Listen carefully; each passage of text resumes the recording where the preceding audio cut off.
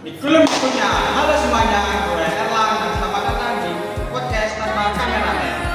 Jadi di podcast kali ini kita kedatangan tamu yang spesial dan seru banget. Oke, nggak perlu lama-lama, kita langsung undang mereka.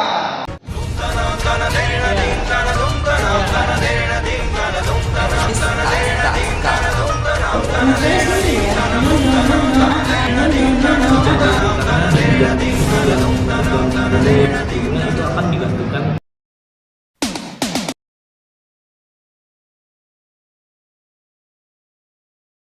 Karena tak kenal maka tak sayang, jadi mari kita kenalan dengan bintang tamu kita. Halo semuanya, kenalin aku Riri, NPM aku di 08 10 10 211. Di sini aku sebagai ahli AI. Ya, dan saya Bima Jasa Himanullah dengan NPM 2508 1010 225. Saya di sini sebagai ahli videografi dengan berpengalaman 10 tahun. Halo semuanya, perkenalkan saya Rizky dengan NPM terakhir 207. Ya, saya di sini berperan sebagai ahli etika digital. Halo semua, saya Aulia Agustia dengan NPM 25 08 10 10 250. Di sini saya berperan sebagai ahli.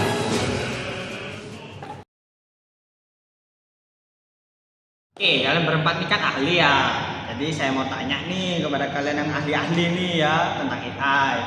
Ya, untuk pertanyaan-pertanyaan ini ya untuk Kak Bimo yang merupakan sinematografi profesional nih yang udah 10 tahun. Jadi nih Kak, saya mau tanya nih Kak ya. Kira-kira nanti itu nilai seninya sinematografi itu akan turun nggak Kak? Kalau orang-orang udah bisa bikin video-video yang bagus hanya modal ngetik gitu. Ya, pertanyaan bagus oleh Mas Erlang ya tadi. Kalau semua orang bisa menghasilkan visual yang bagus hanya dengan mengetik tanpa effort apapun, apakah seni sinematografi jadi kehilangan nilainya? Tentu saja enggak. Kenapa enggak? Ya, kita lihat dari satu sisi ya. Sisi AI yaitu dia dapat mereduksi sisi teknis seperti pencahayaan indah atau grading sinematik yang dapat dibuat dengan cepat. Tapi ada resikonya. Resikonya itu membuat estetika menjadi komoditas.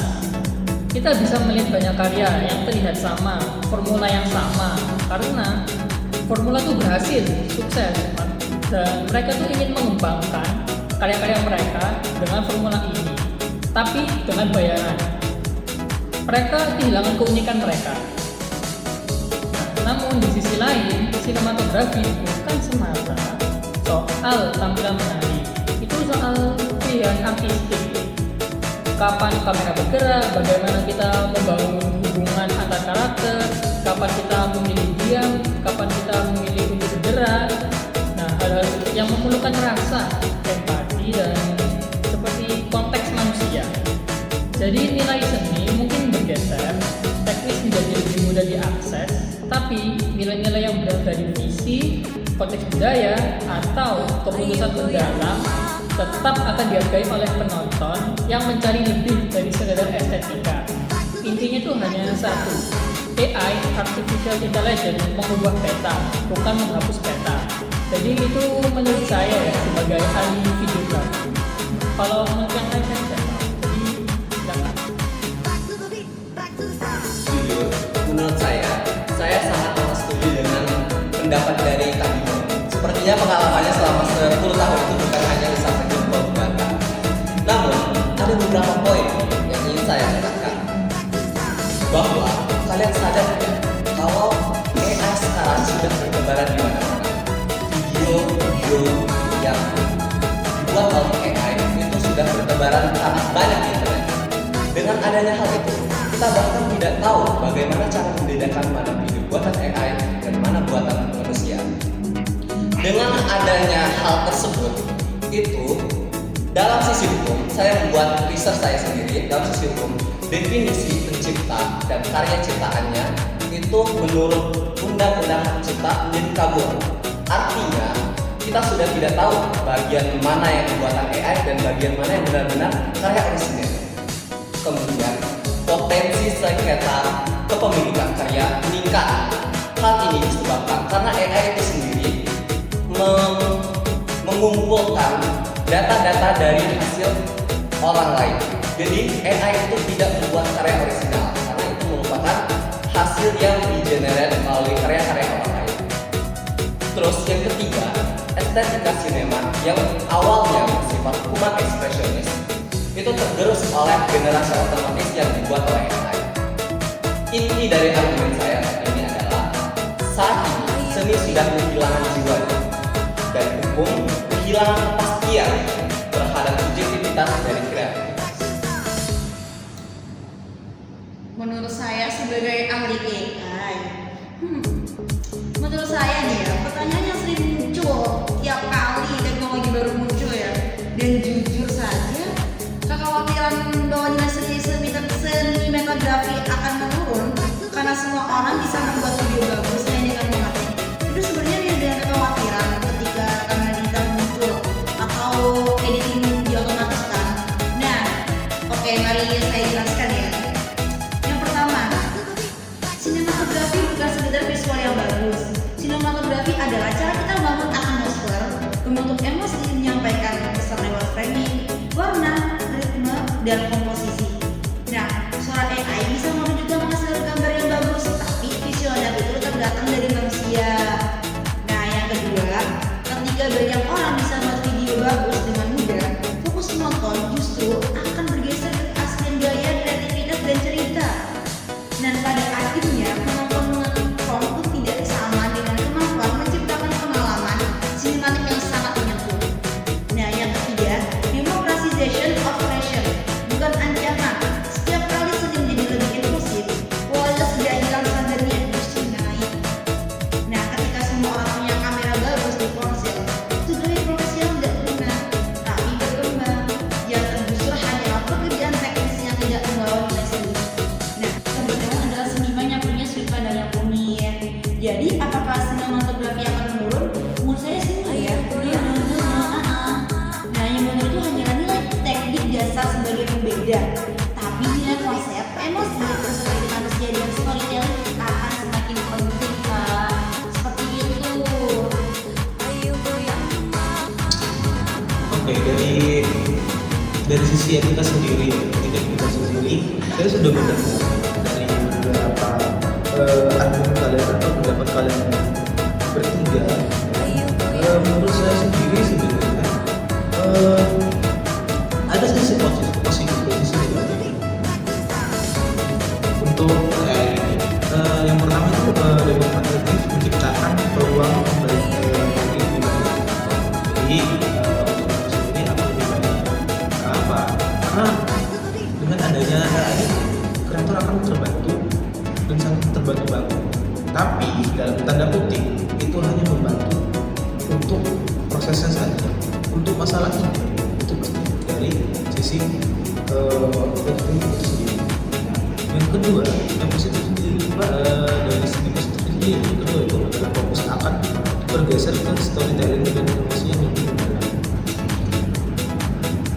Jadi sebenarnya karasinya itu sendiri mau dalam segi apapun pasti akan ada emosi dan juga empati dalam karya itu sendiri.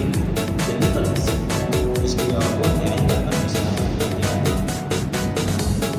Untuk yang ketiga itu inovasi akan dipercepat dengan AI sebagai fungsi bantuan. Jadi sebenarnya AI itu bagus untuk membantu kita untuk mengkreat suatu karya yang ada di kita yang lumayan tertinggi. Tapi dalam tanda kutip kita harus menghitung adilkan dari karya itu. Jadi tidak semuanya itu jadi anggap AI itu sebagai sarana untuk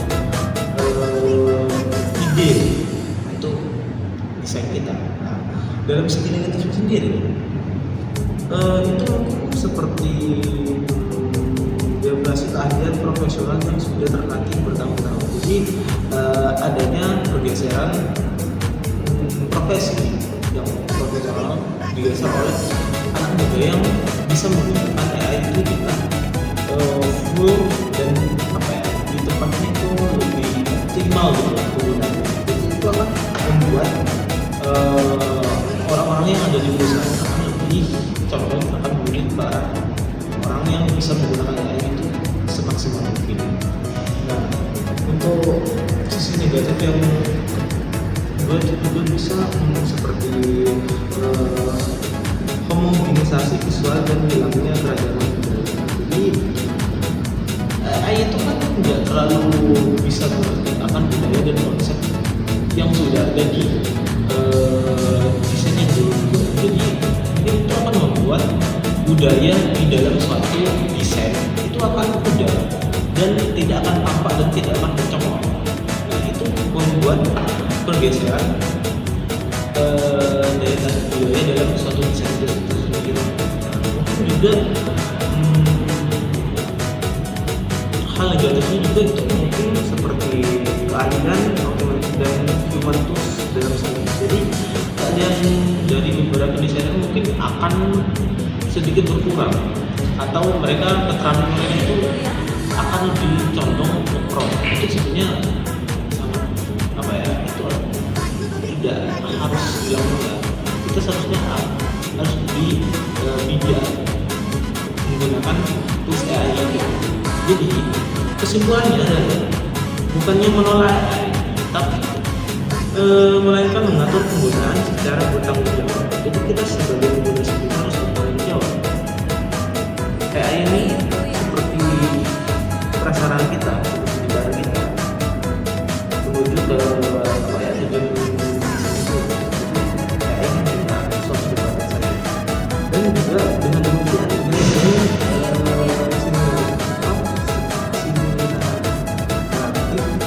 tetap terjaga sambil membuka peluang baru bagi kreator di seluruh dunia. Jadi sebenarnya dengan adanya tools AI, banyak kreator baru yang akan muncul di seluruh dunia.